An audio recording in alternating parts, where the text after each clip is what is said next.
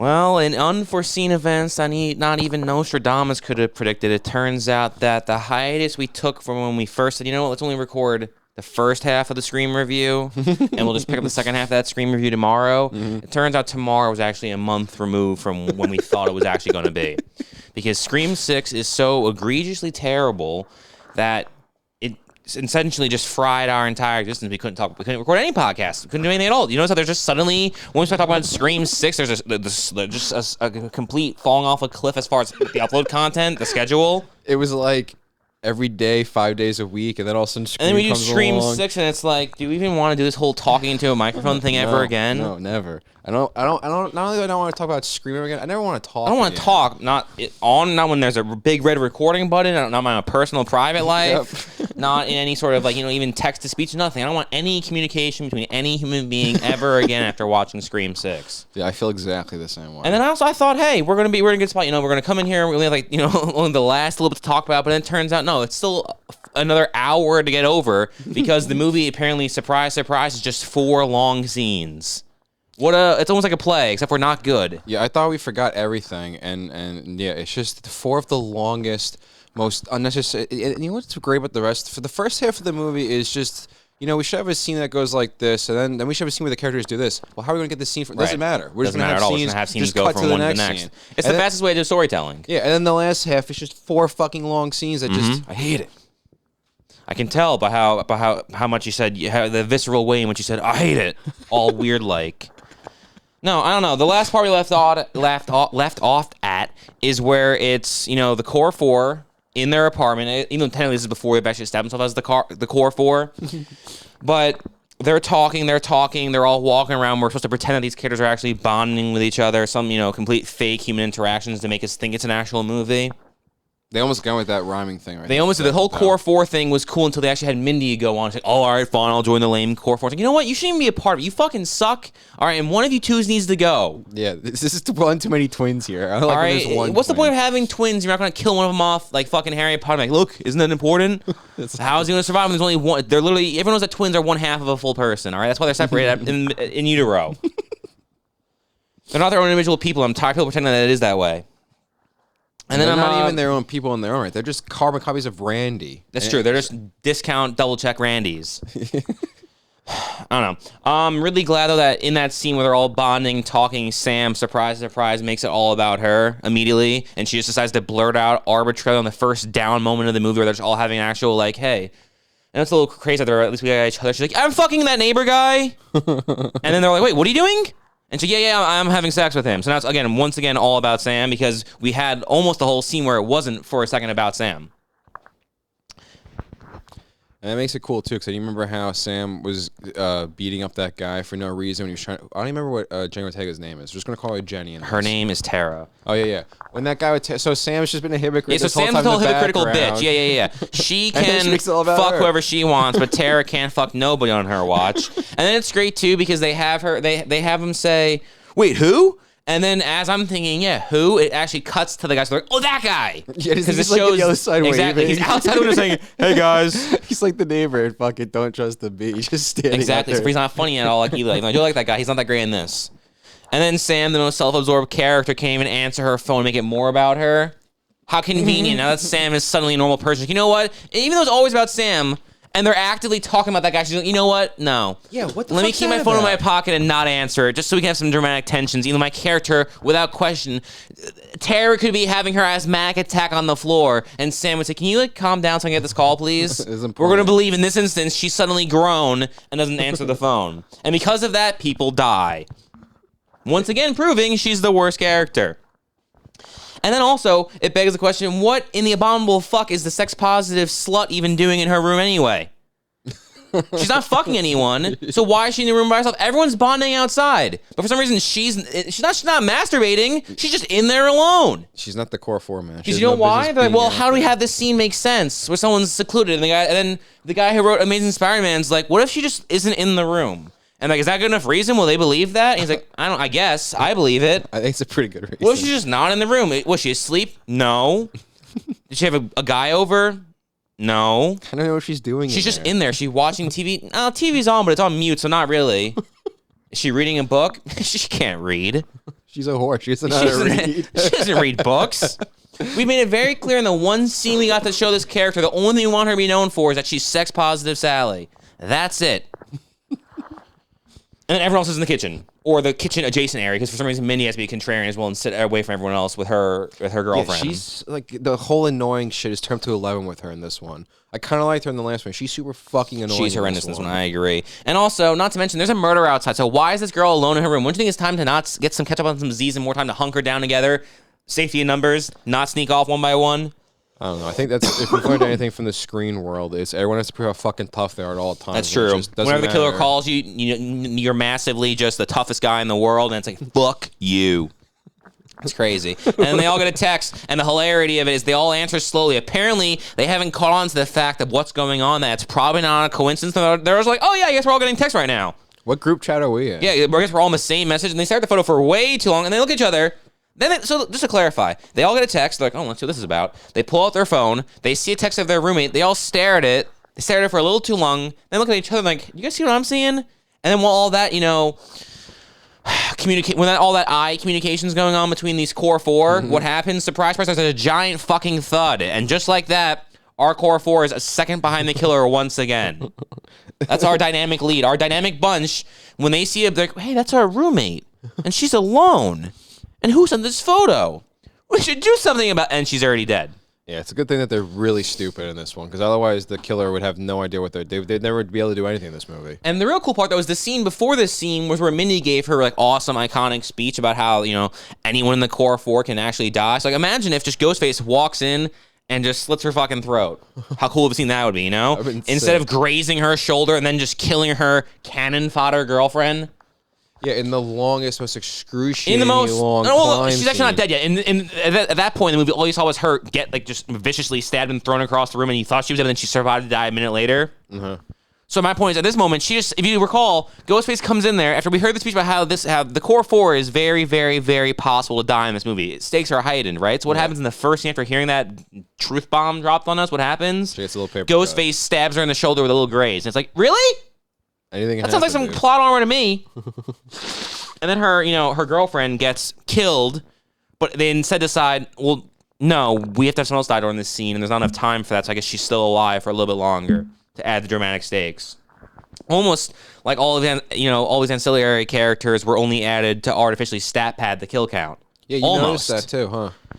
And then, all the knives are gone in the kitchen, which means when we were in the kitchen earlier, no one noticed that. When you were all talking, like we had a scene in the kitchen where you were all walking around, like open. No one grabbed the bottle of wine opener, and hey, there's that butcher's block up there's got no knives in it. Yeah, we took the knives out. We were afraid we were getting stabbed. You're all on high alert. No one noticed.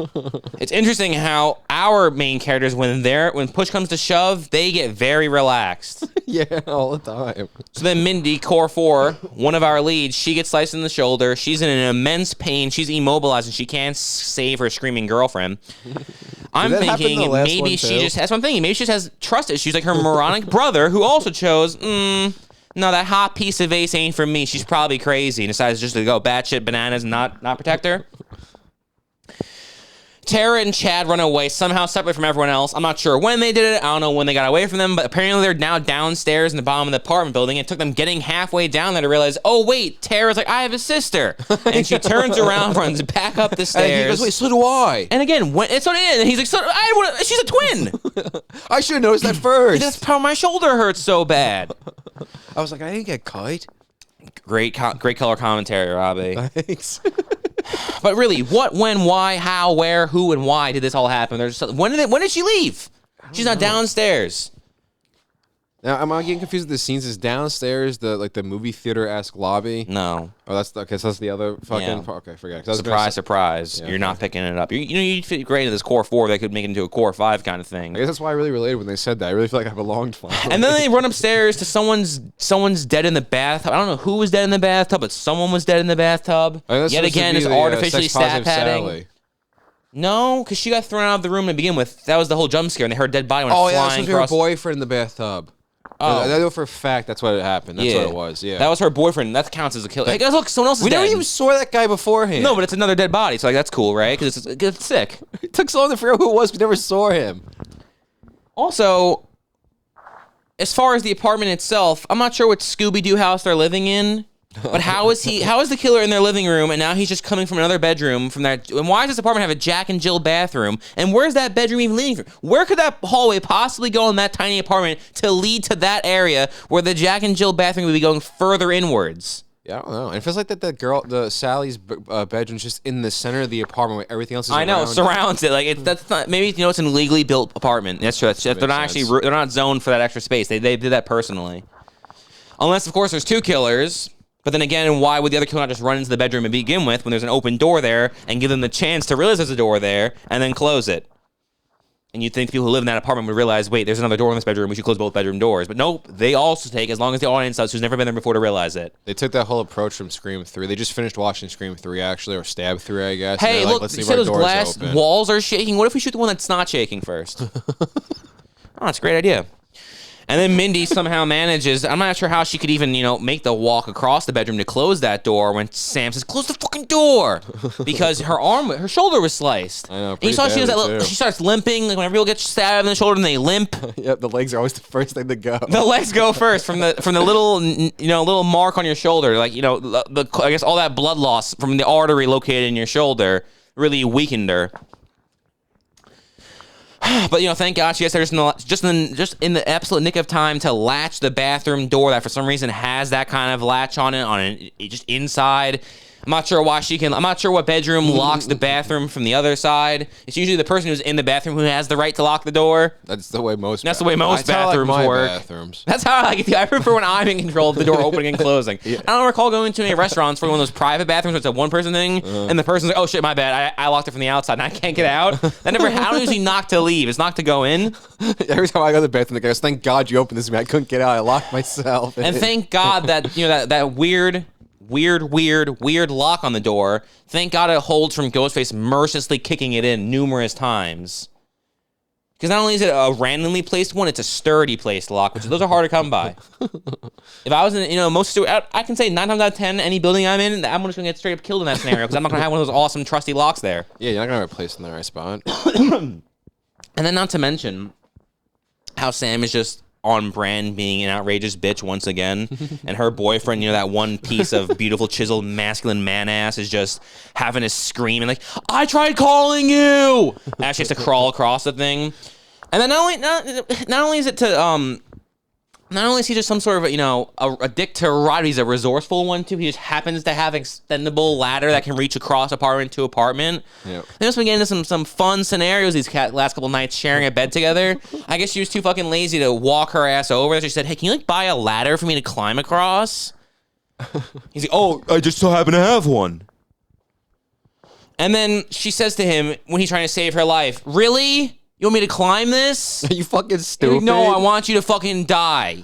Yeah, Sam, he's trying to save you. Stop being a bitch for one singular second. It was hilarious. So Sam was just so unaware how bitchy she is at all times. I think the writers as well. That's why all the other characters act completely oblivious to it. He has no idea. He's just like, yeah, I guess she's a strong woman.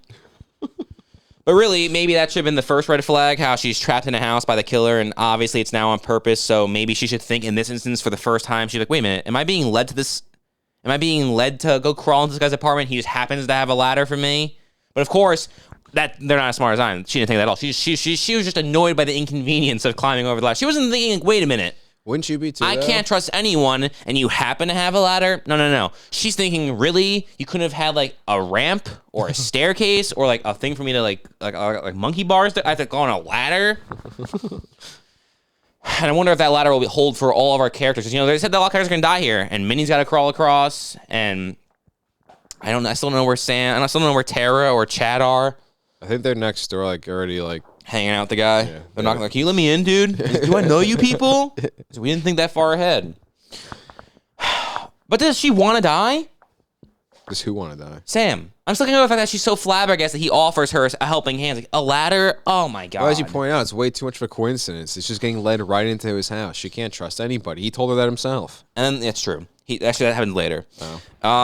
Later then. And then they're also then they really start to expect this ladder vertigo scene is going to do a lot of the legwork for the horror element of this movie. So they're going to really just send 87 shots to tell like, look, guys, she's on a ladder. She could fall any moment. It's like, first off, she's on the 4th floor. All right, the second floor, honestly, until this scene occurs. And then there's that whole wide out. Where look how now it's the fucking Joseph Gordon-Levitt movie where he's walking across the 2 towers. It's not scary. It's not tension building. It's stupid. It's dumb as fuck that this slasher movie, the big set piece is like, all right, she's going to climb across a ladder. And then her friend's going to climb across a ladder. And then her friend's girlfriend's going to do it. And we'll see if they all survive. Turns out Annika somehow isn't dead yet. She's just sitting on the couch bleeding out. She doesn't have it as bad as Mindy, who got sliced in the shoulder. But she's also in a predicament herself. Mindy is struggling on that big cut. How should we get across the ladder, man? Her shoulders. Well, we're going to see that. We'll see if Annika survives the crawl. I'm not sure how she's crawling, because what the problem is, once again, surprise, surprise, is Mindy. Because even though Sam, she huffed and she puffed and she was all pissed about going across the ladder, she did it in a relatively, Tomb Raider-esque kind of way. Okay. Then Mindy goes on and takes her sweet ass fucking time again. She's like, oh, my shoulder, it really hurts, and she moses her sad, sorrowful ass across that ladder. But then Annika, the girl who got stabbed, sliced, diced, and gutted with her stomach and her entrails popping out, she fucking treks ass across the thing. But because Mindy was so goddamn selfish, what happens? Ghostface says, all right, this is fucking stupid. Ghostface finally realizes how dumb this situation is and just starts fucking with them and flipping. Now, I don't know why he just starts shaking the ladder from left to right as she holds on to it. I would just, turn it over and flipped it, or even just fucking, they're not expecting? Just fucking punch it in a little bit. You lose that window, they're not prepared to catch that ladder. Yeah, I know. Just gonna fucking slide the fuck down. But no, instead he fucking, left, right. And then I will admit, it was pretty fucking brutal seeing this character we just met fall off the thing and clonk her fucking head into a dumpster and break it open. Was it necessary? God, no, it was not. Did they do it? They sure as shit did.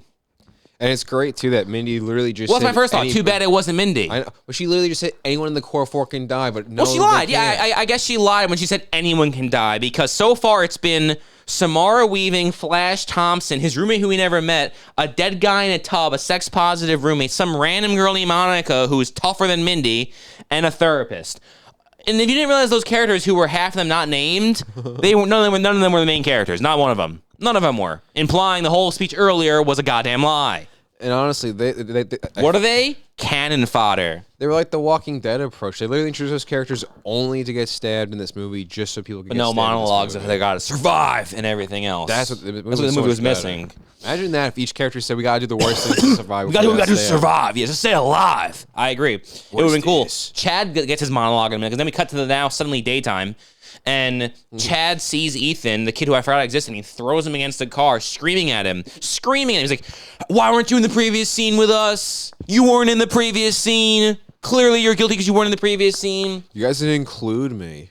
And sure, he wasn't in the previous scene. I, the viewer, agree, but I can assure that not I nor anyone else who was watching this was sitting on the edge of our seats saying, ooh, where's Ethan? We forgot about him entirely.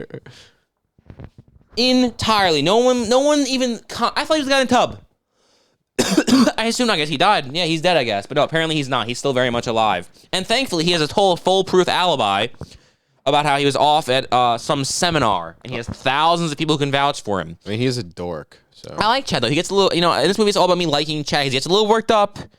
But when Ethan pulls out that whole foolproof... I was at a seminar... He backs up a little bit. He's like, all right, you're cool, man. I get it. I'm sorry. You're cool. I've been a little physical there. We're good. He's a very rational guy. He's come a long way since turning down super hot steam sex with his super hot, horny, non-murdering girlfriend.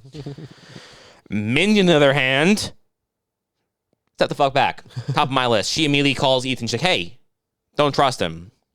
Surprise, surprise. She's still being a massive bitch, even with her girlfriend dead. All of a sudden, it's hiding her bitchiness tenfold.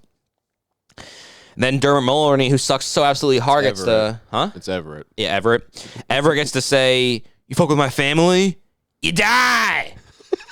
He's so fucking bad in this movie. Eat shit and die! It's like, how the fuck... How many actors...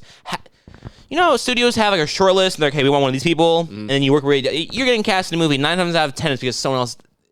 Because a lot of people didn't say yes, right? And how many people they went to who said no before Dermot Mulroney was given the chance to say yes. No, honestly, the two brainiacs behind this one, they were watching us develop, and they said, we need Dusty. Dusty's our man. We need Dusty. And then he's like, and then they said, can you do that like same thing where you're just that character? And he's like, actually, no, that was my only time in my entire career I get to be likable was that one performance. Oh, damn it! You sure you can't maybe muster something up again? I wish. There's some backwards deal I made with Mitch, and we just said it. You know, I get one of them. This is my one. Damn.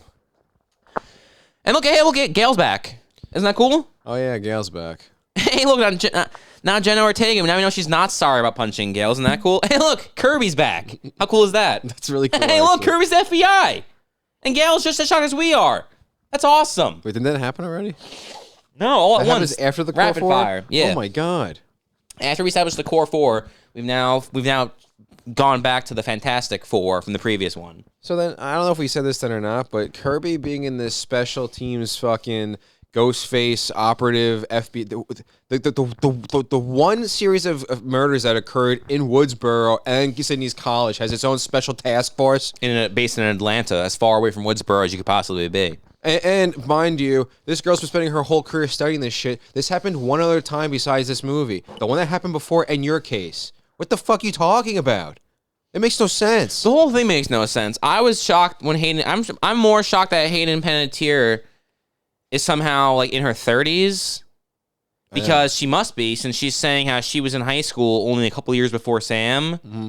And it's like, no, it doesn't... I mean, I guess it kind of makes sense when you think about it, because 20 years ago, remember the Titans, she was like 12 in that or 10 in that, so it's like, hey, you had 20 years, I guess she'd be in her 30s, but you look at her, and it's like, she's got to be in her 40s, at least, maybe even her 50s. I'm not sure how the hell 30 can be 50 with the 20 year in between, and how the hell she's in the same class as Sam. Dude, that train of Nashville just rode her to the top, and then she couldn't handle it, so she just aged. It aged her a lot. You think Nashville is part of the canon for Kirby Reed? Yeah. I didn't realize. Okay, so wow, she is a accomplished woman. In between going from victim and murder scandal that somehow, I guess, propelled her to, worldwide acclaim, she then secures a spot on Nashville, does that for a few years, and then she becomes the FBI agent who's back invested in the case. She was doing the singing stuff to help pay her way Simultaneously through FBI school. Yeah, you're right. It's very good stuff from you as always. Then we get the nice little secret little Easter egg there where Dylan McDermott slips up and says, not Dylan McDermott, I wish it was Dylan McDermott, Dermot Mulroney. Not even Dylan McDermott. He must have said no 1,000 goddamn times. Yeah, they definitely asked him first. There's never been a movie once with Dermot Mulroney in it that Dylan McDermott didn't pass on. Oh, all right? for real? And every single movie Dylan McDermott has been in, okay, Dermot Mulroney was waiting by the phone just like, please God, for the love of God, I need this. I need it. And he says, both kids of mine are dead now. And it's like, oh, both kids. I wonder who the other kid could possibly be. Yeah, they were pretty subtle with that. They're very subtle. And then it's also, it's a great thing that Annika and Sex Positive said that they killed off 2 women so they could then bring on Gail and Kirby as 2 more women. Because this movie is very, very numbers. Like, all right, if we add 1, we must subtract 1. And it's been like that for the last one. What do they call it? The associative property? Associative property, yes. They're very, very formal with how this movie works. It's very formula. There's a very simple formula. I think we've said that every time. Because it's a very simple formula. It's just seamless, smart storytelling that way. It's addition by subtraction. And I'm also sure that, whatever shitty New York fucking NYU film professor and writer who was really proud of whatever, dumb rule they preached about how it's, you never have more than 8 characters to follow at a time or it becomes confusing. Whatever dumb shit that they were preaching, I'm really glad that Amazing Spider-Man made sure to really follow that one to heart. And whenever we add one character, we have to first remove him. And again, never the main characters. He also went to the school where you never, ever, ever, ever, ever, ever, ever kill off any person who's even remotely a central character. Well, that would just because then who's everyone interested in? Yeah, how you move the plot forward? I mean, yeah, you gotta keep introducing new characters all the time. It's not gonna work. And then we're suddenly in a shrine to Scream. Hey, look, there's Stu's smoking jacket, and there's Tatum's outfit. Ever so loose on the chest of that mannequin. Hey, look, there's an Uncle Randy fucking, I forgot the word, shrine. Yeah, somehow I lost it that quickly. And they got everything. They got Minnie's up. You see Minnie walks in the corner. She's like, hey, look, they got Uncle Randy's cassette tape that he had in that one scene. That's so fucking cool. It's like, you recognize that shit? I really don't like the fact that the whole thing is like that it's so dumb. almost as dumb as her saying they have the whole franchise in here. Because they keep these movies should be referring to stabs. Like the whole setup of this shrine thing, based on the whole reveal at the end, this should have been all stab related. And they're all talking about no, because this person's obsessed with the actual killing of this. No, you keep getting confused what you think stab is. No. My point is they're treating each Scream movie that happened in real life like it's a movie that happened in this universe. Because for the killers, it is because those movies happen in they're basing off the actual lore. No, but it's just so fucking. As always, you're fucking spiraling out of control here, saying nonsense words. No, it's stupid. I stand by. What's stupid is when Jenna Ortega says, "Hey, wait." Shouldn't this all be evidence? And then everyone's just like, oh, I guess not. And that doesn't make them think maybe a cop's involved in it. There's all this stuff here. I wonder what cop's bad. It's Kirby, probably. It's what? It's probably Kirby. It's probably Kirby for sure. That's definitely the more likely option. And then fuck no, fuck yes, the Billy reflections are finally back. The very specific scenarios in which in which Sam can see her father have once again managed to surface. Thank God that the Billy garb display had a glass box around it. Because imagine if it was just out in the open. She never would have saw Billy. He never could have force ghosted himself into that reflection.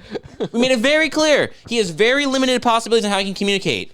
Only in mirrors / reflective objects. How's he gonna help Sam in the movie if there was no glass display? Maybe anarchy. I don't think he would have been able to. I don't think Sam would have been able to save the day at the end, honestly. And then not only do they steal our fucking terminology and say cannon and fodder in their movie, Chad has the audacity to then say chuckle fuck, proving they're clearly listening to these episodes. Obviously. It's sickening, all right? I've never seen such blatant plagiarism before. It makes me fucking want to puke. It makes me want to fucking puke, man. That's why I took a month off from these recordings, because I couldn't handle the sickening sickness that came with it. And then finally, we get to have the scene we've all been waiting for. Kirby and Mindy are sitting down and talk about horror movies at the most surface level possible. It's as cool as when The Sopranos said, believe it or not, Tony actually likes The Godfather Part 2 over Part 1. Really? As if not every other person ever does as well. What does he think about Goodfellas? It's fucking asinine. And also, fuck Corey Feldman and his dumb bald head in Friday the 13th. And fuck Kirby for saying she has a fucking crush on Tommy fucking Jarvis. Fuck him. Who the fuck has a crush on Corey Feldman? No one, especially on that little fucking movie, that little fucking weasel. He's so goddamn annoying. And then, game recognized game. Neither Kirby nor Mindy, especially not Mindy, and especially not Mindy. Neither one of them have game. Neither one of them, mostly not Mindy so, but both of them are lacking that. But most importantly, Mindy specifically. And also, Mindy, your girlfriend died 15 minutes ago. Yeah, Can you stop, please act like you care? Can you have emotions, you fucking wall? Stop immediately flirting with Kirby now. It's disgusting. Despicable fucking... Annika deserves better than that. You're trash ass. She sacrificed herself, essentially. She did. She said, oh, even though I'm in way worse shape, you seem to be in some severe pain with your shoulder, so you can crawl across first, baby. And then what do? Take your sweet-ass fucking time, and she dies because of it. And then they play Dewey's theme. I don't see Dewey. Yeah. Is this Gail's theme now? No, it's called Dewey's theme. Did that bitch... Did she get the Broken Arrow soundtrack in the divorce? Well, she stole Sydney's life. Now she gets his story. You know what it probably was? It was probably some douchey way to be like, that's his spirit watching over her. See how he's still there. He still cares about her because he loved her. And then no, Kirby dies 4 minutes in Scream 4. That's great. She does 4 minutes in the movie. Kirby's dead. Do we see the same movie? I remember Kirby dying. The movie doesn't know what happens to Kirby, Robbie. This is how our Uncle Randy died. Chad beat the shit out of her because he thinks she's the killer. Yeah. Start fighting her. Yeah, it's awesome. Everyone turns on her really fast because they're trying to trick the audience. But no, and then this is how our Uncle Randy died in a van. Thanks, guys. Thanks for once again mentioning this is how your... Thanks for always talking about your uncle at every single turn, Mindy and fucking Chad. They're like, how do we have these characters talk about something that's not about the direct plot? What if talk about their Uncle Randy who died before they were born? And exactly, they don't even know their uncle. Their obsession is really weird. They never met the guy. I think it's weird too how Richie's calling her again and how she still hasn't deleted his number from earlier. She didn't get around to it. She hasn't gotten around to it. Even the first time it happened, she's like, I'll hold on to this still. She's gonna bring herself to say goodbye. Here's a question too. We get the everyone's favorite scene from like Enemy of the State and all movies from the 90s where it's like tracking phone call, right? And since we get to track my iPhone or whatever it's called in this dumbass universe, when we got to see Chad find his girlfriend within the last one, my family, I think something stupid. she's like, the killer's on the Upper West Side on West 96th Street. And then, first off, how did you guys figure that out? Second of all, then she says, Gail, how the fuck do you know where Gail lives? That's the line. That's you know when they say, like, they show those pictures. I don't know what they're called, but it's where it's like it shows an impossible object that can never be made. Mm-hmm. That's one of those things. But in speaking, how the fuck does the girl who clocked Gail? What did Gail say? Oh, good fucking hit. Come over and eat my pussy later. This is where I live. I don't think so. That's obviously what happened, dude. Because she's got her address. She has her address. And she knows the address too. She just knew by the number. Should we use the sirens? I know our address. That's as far as it goes. Should we use the sirens? Did you really think we'd steal a cop car, not use the sirens? You know that sounds a lot like to me like. What does it say about me that the second he said not to touch his boat, nice. I was definitely going to touch his boat immediately. I'm not sure why that shitty dialogue gets to stay in these movies. Just no matter it crosses genres. Whenever a character does something dumb and not harming, they have to talk about how cool. Like, isn't this cool what we're doing right now? It's one of those staples. And then, thankfully, we get to see Gail, and, Gail has a new boyfriend, which I guess means, for sure, he will be the one who dies here, because they already established that only main characters die, not random side characters. And this is I'm assuming what has to happen in this scene is that I guess he's the new lead of the franchise, because they've made it very clear they're not going to keep killing off random nobodies. You would think. So, clearly, Gail's new boyfriend is the new main character. I was honestly hoping he was going to end up being the killer once he got introduced, because you'd think the way that Gail has to be consistently in all these movies, and she keeps saying how it's all about her, that she would have been a main character in this movie, but she's in 3 minutes. Well, she's in 3 minutes because then she has to talk to the killer for the first time and make a whole big deal about it as if I absolutely give a shit that I don't care. She's like, yo, buddy, you're like the 5th guy to try this. Actually, no, Gail, no one's tried to talk to you. No one's ever tried talking to you. Even this last movie and this current movie keep thinking that you were the main characters of the first couple of movies. You were such a small footprint on that movie. It's so weird. Oh, look at Gail. Gail decides to be and surprise, surprise, Gail decides to be a dick for no fucking reason because everyone in this universe, the second they're on the phone with Ghostface, they just start shooting the shit, right? The killer snaps back. He takes away her cannon fodder boyfriend. So it turns out my prediction was wrong. We just got introduced to this guy. Don't even have any dialogue. And he just walks around the corner and gets jumped by Ghostface. Silently, Gail has no idea. Even though she's talking the talk, but she's not walking. She's talking like, oh, I'm going to fucking get you. I know everything. Meanwhile, her boyfriend gets viciously murdered next to her. And she seems unfazed. She does seem unfazed because she's a goddamn bitch. And I guess there's 2 killers this time, though, because there's no way that her boyfriend could have possibly been yanked that way since it's a big guy. There's no way that killer just grabbed him, killed him, and did it all silently without the phone picking up at least the very minimal amount of grunting that would have involved. That's a good point. There's got to be at least 2 killers. The killer's own grunt, the person being killed's grunt, the body's clacking, the yanking the person, the out of air, the knife stabbing, the flesh getting cut. None of that. That's all oblivious. So clearly we have 2 of them, unless the killer is so fucking talented they're able to mute and unmute that fast. But they responded pretty quickly. I don't see that happening. No, it's probably that actually. This is a pretty new This is one of those old school. This is one of those new school Ghostface killers. Yeah. Which is when the new school Ghostface killer finally emerges, and Courtney Cox, way too stunned in this scenario for what's going on, way too shocked. They need another pickup shot or something where Courtney Cox wasn't so fucking like, wait, whoa, the killer's in my house? It's disgusting. It's abhorrently bad. Almost as egregiously as offensive as it was seeing Courtney Cox do her Rachel Green in this area, and suddenly it's all about those pokies. Yeah, well, you think you're on Friends now? I know. This is not what this movie's about, Courtney Cox. Calm down. You couldn't let Sydney be the lead of this movie. No, now it's all about it's disgusting. Her glory. It's all gonna be about you now. Then we have the laziest chase imaginable around the stupidestly most over the price. We're in Manhattan. Gail has the most luxurious apartment. Gail was a fucking beat reporter who had one store in the 90s, okay? She probably developed a massive coke addiction anyway to blow her money away at some point in her fall from success. That's why that's the reason why she crawls back to Dewey for the 4th movie. How much, honestly, just to clarify, we saw Dewey in the 5th one living in a trailer park, okay? Yep. She's living on the Upper West Side? How successful is this? Name 3 reporters. Name 1 reporter. It's not possible, okay? This isn't 1927 when reporters are the most respected people in the world. No one fucking cares about some asshole being business casual on the fucking 10:30 news. Yeah, I can only name fictional reporters. Lois Lane. Okay, sure. April O'Neil. I think she took photos, maybe. Peter Parker. Those are journalists. Clark Kent. Clark Kent. Yeah, see? They're not fucking real though. No one knows. Fucking that character Hayden Christensen played in Shattered Glass. I think that was a real person. It was a real person. It's also, but see the problem with him, disgraced reporter. Also, journalist. Isn't there a difference between journalist and reporter, or am I just picking hairs, splitting hairs?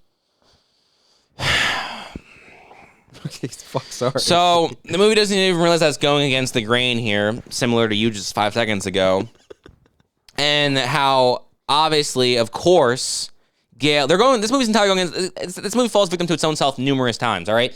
Gale is obviously a monster for owning a gun, right? But they save their hide by having her have her gun in a lockbox, right? Now no one can be mad at them because yes, this vicious monster, morally bankrupt character, because she owns a gun, exists. However, she's responsible enough to have it in a little lockaway safe, right? But then at the same time, they just showed you that the best gun safety is to be safe with your gun, and for the members of your house to be aware and trained and aware of the gun. Not to have it in the time of need where you're going to struggle again. They just proved to us in their effort to try to make it seem like they're not doing the morally bankrupt decision of having her own a gun. What do? Show the flaws of putting in the lockbox to begin with. Because when push comes to shove, bitch, they don't have time to do that. And not to mention too, I mean, you know, in a time of need, like I said, a lockbox kind of a struggle. And Gale doesn't have kids, more importantly, so why the fuck is it locked in the first place? True. And also, when you have it in a lockbox, aren't you supposed to technically not have the ammo in you're supposed to have the ammo next to it, you put the ammo, like, she had the gun loaded in the lockbox. Aren't you technically half-assing that? Well, they realized they realized it was only believable enough that this person practices this level of gun safety when they live in a house alone. I don't give a fuck. I want to know the person who lives by themselves who feels the need to put it in a lockbox. The only way you're doing that shit is if you're scared of your own thoughts. And guess what? When you're the only person who knows the combination, that extra step's not changing nothing. I don't think she trusted her boyfriend. They were So then she shoots him and she says, "How's that for nostalgia, fucker?" Pretty that's maybe too much confidence, Gale, for 2 shots through a fucking door. Okay? You're sure he's dead? I'm sure you're a fucking idiot. I'm sure that's good stuff. You missed. Sure, I did. She's once again, so confident. Yeah, why is everybody so fucking confident? Ghostface, you win. I'm headed for the elevator to the ground floor. And she says, "Sure you are." What are we doing right now? Can you hold, please? Huh? That happens in the Scream movie. She says to Ghostface, "Can you hold, please?" And he says, "Huh?" Oh yeah, she takes another call, didn't she? I didn't realize this was a fucking comedy. That's on you, dude. It's the goddamn Odd Couple. This is a new Scream movie. Of course it's going to have a comedy. This isn't an old school Scream with dramatic tensions and stakes between killing. No. This is that new school Scream movie where it's like, let's have some quips. Everybody's quippy. And then Mindy must have, absolute just the low blood sugar or something because Gale seems absolutely fine after being stabbed in the shoulder, the leg, and once again, Mindy got grazed. Gale just fought off Ghostface. Mindy got her shoulder slit, and she was down for the count, okay? Almost dead. Well, she had to then go across that ladder. I mean, that puts a lot of stress on the shoulder. So now Gale's dead, right? She's obviously dead. She decided to telegraph her big dramatic knife stab and let herself get vulnerable once again. Oh, wait, no, she's not dead. Of course, no.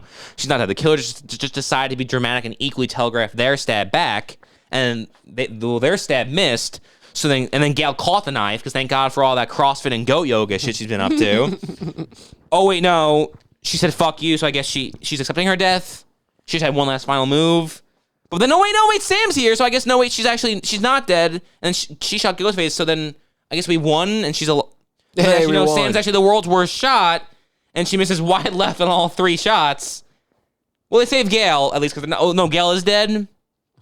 Okay, she lost so much blood, So... And then she says, wait, hold on.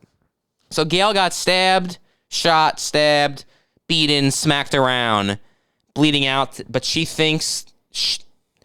I'm sorry. So Gale is dying. They're making that very clear now. And she's going to say to us, at least he didn't get... How does this count as getting killed by Ghostface, Gale? Because you happen to survive an extra 3 seconds past him? You're dead. You're dying. He completely killed you. They ended on this powerful note where Gale gets to say, "At least Ghostface didn't kill me." By definition, Ghostface just absolutely killed. He stabbed you. You bled out. You died. He killed you. You lost. You didn't win. Sam could have saved you. She once again didn't. Chose not to actively. She intentionally. I think it was an active decision as well. Sam, I don't think likes her. I don't think Sam wanted to be about fuck those legacy characters. Who needs them? Who needs them? Not this movie. They made it very clear. They killed Dewey in the first 5 seconds. They killed Gale in this movie's 5-minute mark. And Sydney's, she's tired of this. She's not sends interested. her love. She's no longer interested in this whole entire, ghost face shenanigans. So she's like, I'm hanging out with the cleats. Apparently it's an option. Apparently, this whole franchise could have been avoided if Sydney just said, you know what? Call someone else. I hung up the phone. She's retiring. And then Sam's boyfriend miraculously shows up because he got here the fucking speed of light. They had a cop car with the sirens on. He's somehow also there. And did he, though? Jenna Ortega asked the question, like, did he actually just come here for no reason to help you, blah, blah, blah, blah. And if Sam's like, you know what? He's fine. 5 seconds ago, I thought it was a problem. I told him to leave me alone. But now that you said it, no. You know what? He's fine. Yeah, he can cruise with us. There's Sam back to her hypocritical ways of just, nothing matters what I say. Fucking bitch. Yeah, honestly, it's kind of a problem. She again makes it all about her. She says how the killer wants her, and it's like, I don't know. I think this person may be a lunatic who likes killing people, and that he's going to go after Tara even without you, Sam. It's not all about you, and you keep making it to be very clear. It's all the killer wants me. The killer and I have unfinished business. It's like, I think the killer wants just to kill people. Yeah, all right, there's a great Devin Sawa quote, all right? You know what killers do? They kill people, all right? Killers kill. That's what they do, Then it's the core 4. Core what? That's an us thing. Back to those jokes again. This movie's got a lot of good jokes, actually. This movie does 2 things great, all right? And tell jokes. Yeah. And have inhuman interactions amongst the main characters. Yeah, that is got in spades. This is probably also this is definitely the funniest of the screams, though. The funniest? Yeah, which is what I want. Which is what you want in the 6th installment. That's when they usually become funny. I want to scream from laughing. Mm-hmm. That's the punchline for the movie. It's like, this movie's so scary, you'll laugh your head off. Scream 6. Mm-hmm. Jenna Ortega. It was kind of hot. Jenna Ortega said she wants just to kill the killer. Execute. It's maybe, maybe something's wrong with me. But when we get to have that little powerful badass moment where she's like, you know what? We're going to fucking kill this guy. I'm like, all right. I'm suddenly Team Tara again. After she had a terrible, godforsaken line of, you think we're going to steal a cop car and not use the sirens? She won me back over again. Dude, what does it say about me? Yeah, what's it say about me that the second he said not to take his boat, I knew I was taking his boat? Well, guess what? Ryan Clarkson or Ryan Jensen, whatever his name is. All right, you took the boat, and you know what I mean? You know what it says about you? You fucking died. All right, you died. The hot blonde died. Good fucking job. How is that guy not in this movie? I don't know. How is he not Weasel's way to screen? He must have passed in the Dermot Mulroney role. I'm assuming he's at least one step above Dermot Mulroney on the call sheet. Dude, he should have played Richie in the last movie. That would have been the funniest fucking thing in the world. Oh my god, what a missed opportunity to have the cult of Ryan Hansen in here. Yeah. And then, surprise, surprise, we're on a subway because, the second anything says, guys, we're doing a movie in New York City, you get to know, great, we're going to have a subway scene. Well, it's in New York. It's the iconography. You got to do it. It's how you're not going to do it. And then, surprise, surprise, Mindy, no shit, doesn't make it on the subway. And thank God Tara looks back at her and saw her and said absolutely nothing. She's like, bye-bye. As they're walking, they have a shot. I don't know if it's out of order. The editor fucked up somewhere. But Tara looks over her shoulder and says, like, I guess Minnie's not making it, and just walks on to the walks I don't really on. liked her that much. Yeah, I agree. I'm glad to see Tara. And to be fair, in the first movie, Tara seemed to be much more better friends with the actual killer than she was with Mindy. True. So I think Minnie just kind of looked her way into this friend group. I think they thought Chad was cool, and they're like, guys, it's my mom's. I can't hang out unless she comes as well. It's my mom's dumb rule. It's my mom's dumb rule. That dumb bitch, my mom. The one from Princess Diaries, that dumb bitch. Yeah, it's her stupid fucking rule. Your mom's Anne Hathaway? I fucking wish. My mom's the loser from Scream 3, Heather Matarazzo.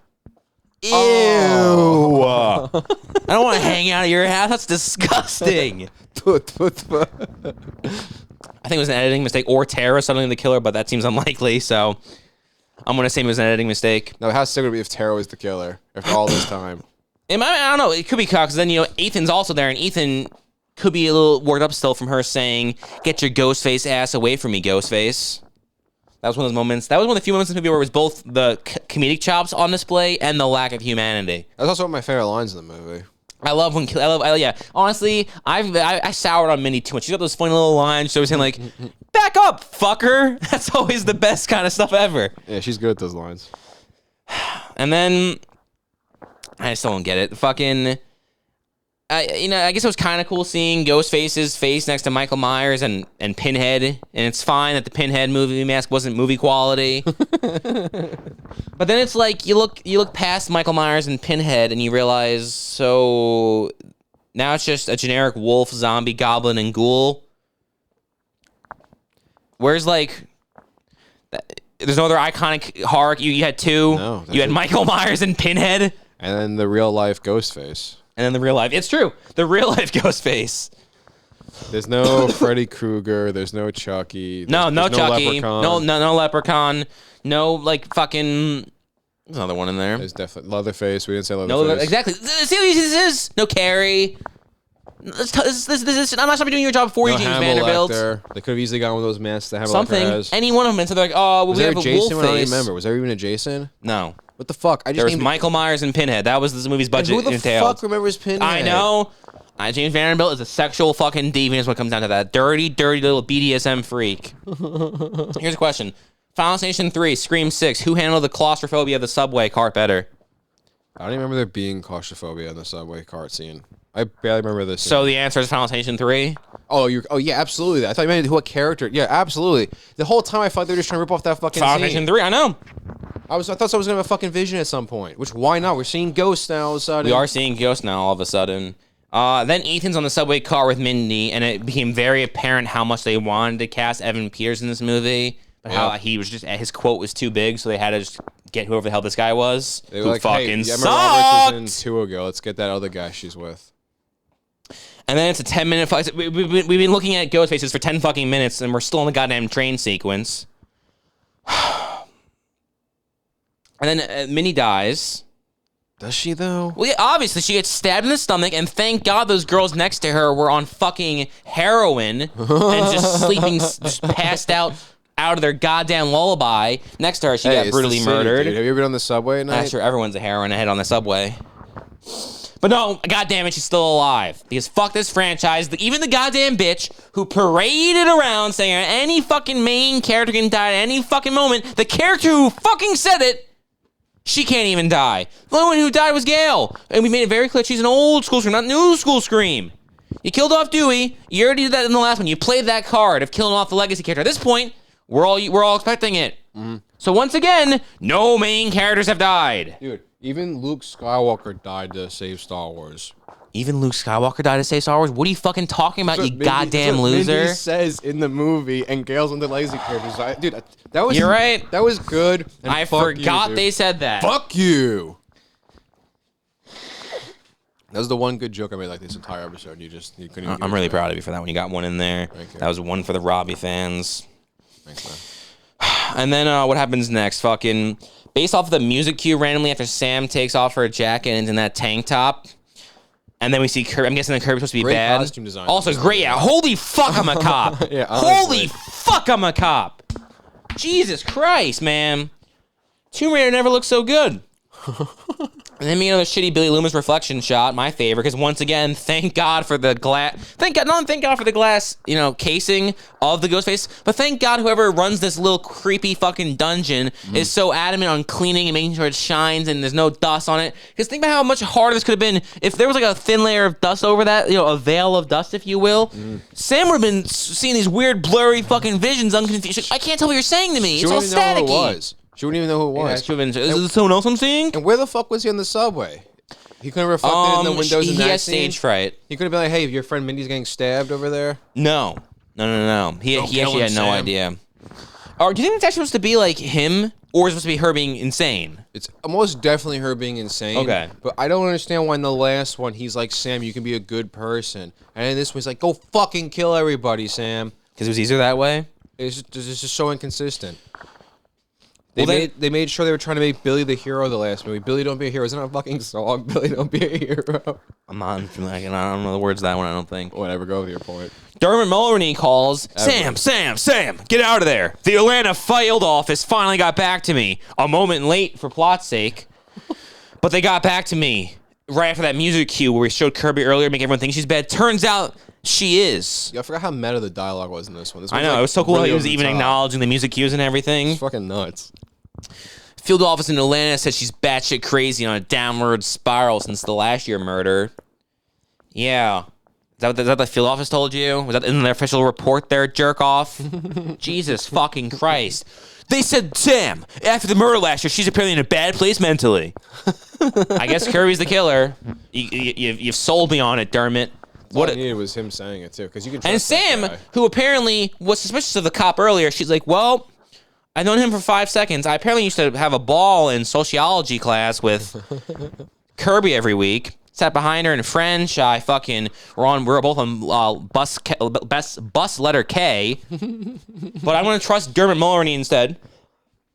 Also, haven't we been down this road before, Sam, where people you don't know tricking to trusting those who you could have trusted in the first place? Like, maybe don't trust this guy right away because he's fucking Dylan McDermott. Well, I think she was in the same place you were at, because right at this moment in the movie was when you said you dropped the idea of Dermot Mulroney being Richie's dad, and you switched it to, well, obviously Kirby's brother was Richie, because that's why she went crazy from last year's murders, because besides that point, if she's not there, why would she care? Yeah, why would that drive her crazy? Exactly. People get murdered all the time, right now. As I'm saying, someone just got murdered, and while you're hearing it, someone else got, different people. 2 different people got murdered on that exchange. And it was all Sam's fault. Both of them. Both of them were Sam's fault. And then apparently, we're supposed to get reminded here, there's only like 20 minutes left. Like, oh, just so you guys know, Tara and Chad, they do like each other, actually. Yeah. A lot, actually. So we're gonna really lean into that again. And I'll be honest, I personally was a little torn, because I'm really not all about that incestual friendship, inter-friend fucking. Yes. Gets a little nauseating at some point. And like, considering 6 months ago you were with that girl who died in the last one, so like, why not set us up in the last one, where I can then, as a viewer, be like, oh my god, finally! That's a good Instead of point. just shoehorning into this one, be like, oh, I guess they like each other, right? Because they're both, well, he's a guy and she's a girl, and she's a girl and he's a guy. So, I mean, And he is a guy. True. And she's a girl. They're both wearing blue. They're both wearing a lot of blue. Makes sense. They're physically in the same proximity to one another. That's pretty big in movies. That's kind of an important part of the story, is that they're how close they stand to each other. And of all of our main characters, they're the only single ones. True, because Sam's a sneaky little skank, fucking hiding everything and putting everyone's lives in danger. Yeah, but I don't think she's dating that guy from Sirens. I think they're just fucking. Oh yeah, that's a good point. So I don't know why we didn't have that storyline where they could have had that. That would have been really fun, like, Dawson's Creek. What if it's like the whole, Pacey and Dawson they're both fighting over Joey, Yeah. Except for in this scenario, Chad's Joey, Dawson is definitely fucking Sam, and Pacey's definitely Tara. It's a 1-to-1. It really is a 1-to-1. And then it is Jenna Ortega, though. So in his defense, it's like, yeah, I would also try to after the whole last girl didn't work out, I might as well set my sight for bigger and go, oh, what's Jenna up to? So again, I'm not mad at him. I kind of like Chad. I like his style. All right, you got a chance to upgrade here. You're taking it. I was being a little harsh a second ago. I'm not sure what came over me. And he goes in for the kiss. I didn't think the movie could do that. I didn't think they had the balls to have him be like, I'm gonna kiss this girl. I thought they would have been like, please don't like do that, Chad. That made me feel really uncomfortable. But she's into it, probably because she's been fucking twat blocked by Sam for the entire movie. She's just been trying to get fucked the entire time. I mean, think about it. You know what? Maybe it's all Tara needed. Maybe Tara could have been a little bit less on edge and solve this murder a little faster if she actually got to get her release earlier. Actually, it's really. We've been painting Sam like she's the villain. She's actually been doing Tara a serious favor because Sam can't keep it out of her pants, and she obviously has syphilis. That's why she's seeing Billy's ghost all over the fucking place. That's what she's having these hallucinations. She's trying to save. Yeah, Tara. honestly, the guy from Sirens looks like he has a dirty dick. I agree. But then Tara gets stabbed out of nowhere. So I guess Scream 6 is a meditation on being damned if you do and damned if you don't, because Chad doesn't hook up in the first movie and his ex dies, and he tries to hook up in this one and his new thing dies as well. Yeah, he can't catch a break. He's really the tragic hero of this movie. He's the tragic hero of this movie. I didn't see it coming in the first one, but I can't even imagine they're going to tie it up in the third one to conclude his. I think the story's all about him, actually. I think it's been a meditation on how the story. I think Scream 6 is really a meditation about how Chad's the main character. And then Chad absolutely kicks fucking ass, starts destroying Ghostface, because obviously we've already established it's Kirby. It's obviously Kirby, and you would be able to think that Chad could beat up legitimately 5 foot flat Hayden Panettiere. Turns out he can. Well, she's wearing combat boots this time. And then Chad hits him with the smile for the camera, motherfucker. Yeah, that's a good one-liner. Unlike Sam, the stupid, in Scream 5, who delivered the line, before impact. He actually said it while following through. It was crazy, revolutionary. In the last movie, the one-liners were said way before action followed suit, defeating the purpose of them. But in this movie, they kind of tied up their ship a little bit, and Chad's like, "Smile, motherfucker," and then meets him. You know, it's pretty cool. It's a lot more effective that way, and in a way, you know, it's kind of like that's almost like it's his Jamie Kennedy moment. You know, yeah, he gets to have the whole "fuck you" that's so and true. everything else, which is kind of cool. The resemblance also. He kind of looks. And I'm looking at him. He looks a lot like him. The resemblance is kind of uncanny. I can just see Jamie Kennedy shining through in his performance. It was really cool, and he got to throw the video camera. That is really beautiful because he got to take that video camera that guy he got to take the '90s camera that Gale's camera guy had in Scream 2 and smack the killer with it. That was like his uncle helping him. It was so really beautiful. I'm surprised they didn't go with the whole Jamie. What's his name? Jamie Kennedy. Yeah. How'd they not have Jamie Kennedy's ghost puppet like Harry Potter style? And just in the fucking have like Sirius Black in the Firestones. Yeah, that's a cool scene. That was pretty sick. Chad is really throwing these punches though, Chad. And also he knows it's Kirby he's hitting, which means he's very, very comfortable hitting a woman, which now makes him a very, once again, morally bankrupt character. And I think this movie should be criticized way more often than it is for really, really trying to make it very normalized for male and female violence. I think it's sickening. I did too. I think it's Chad's like, "Fuck you, Kirby," as he's laying haymakers, dude. It's disgusting. It's really fucking disgusting. And now, without the way, why does it seem like they're glorifying it? Yeah, that's all this movie's doing. It's just glamorizing beating women, and I'm not okay with it. And how is Kirby eating these? He's fucking clocked. She should be knocked the fuck out, no? You would think. She's 5 foot flat.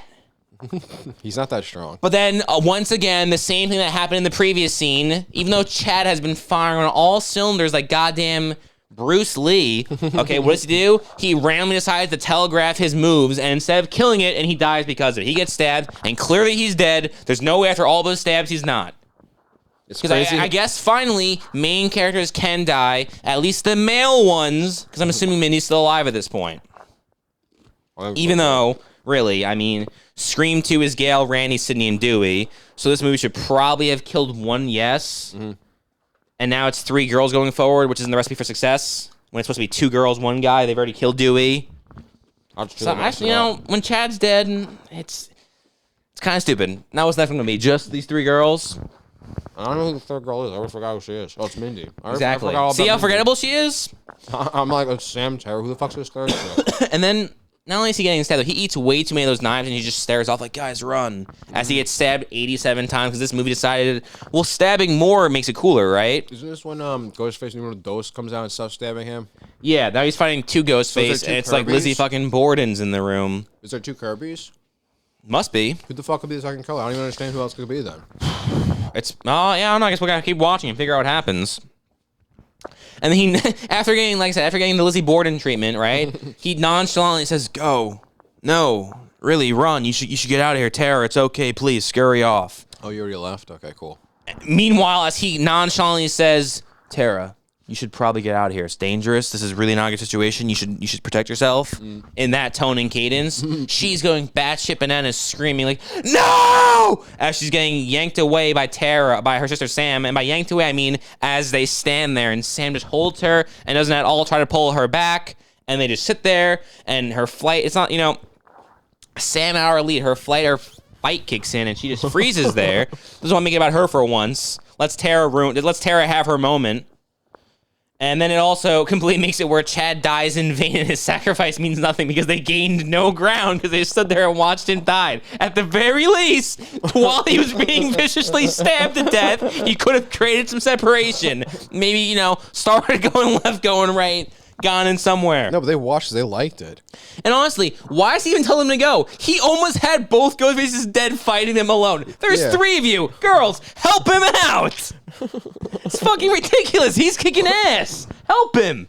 Yeah, you guys could take him. And also, Tara got stabbed in the back. Again. What is going on?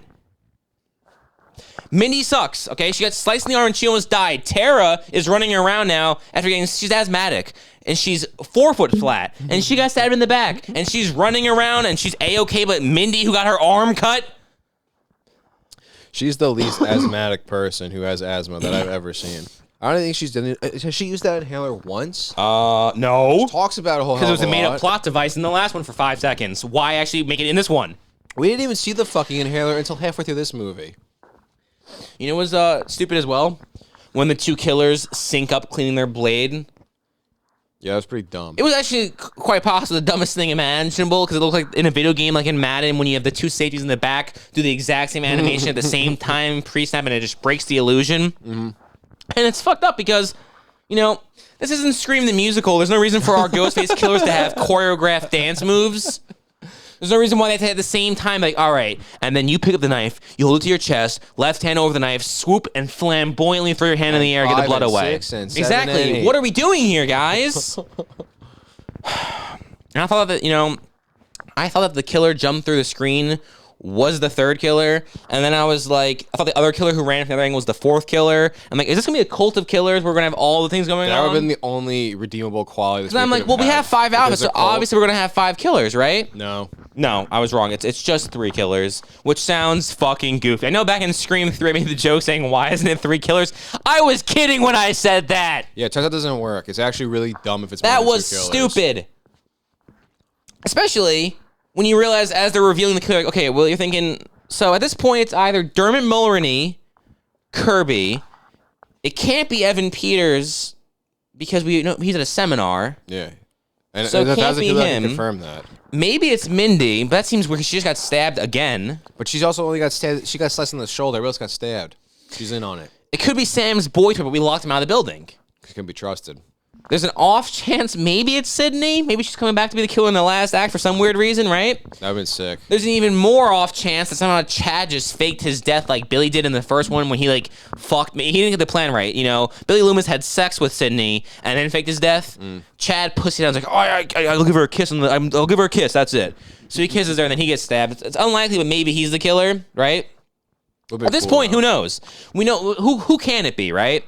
Who can't it be? It can't be Samara Weaving. She died. Can't be Flash Thompson or his roommate. It can't be the therapist. It can't be sex positive Sally because she died. It can't be Annika. So who could it possibly be, right? We're gonna have the standoff waiting for the ghost faces, and then thankfully when Sam looks at first to me because the way the camera was, but then at Tara. They stare at her for 10 whole minutes, and at that moment, not one Ghostface decides to capitalize here and charge and kill. They just stare. That's what all Ghostface which lets the anticipation build on who those Ghostface will be. And then finally, we get to see Tara say, "Come on, motherfucker!" Because that's always cool when Tara to say that.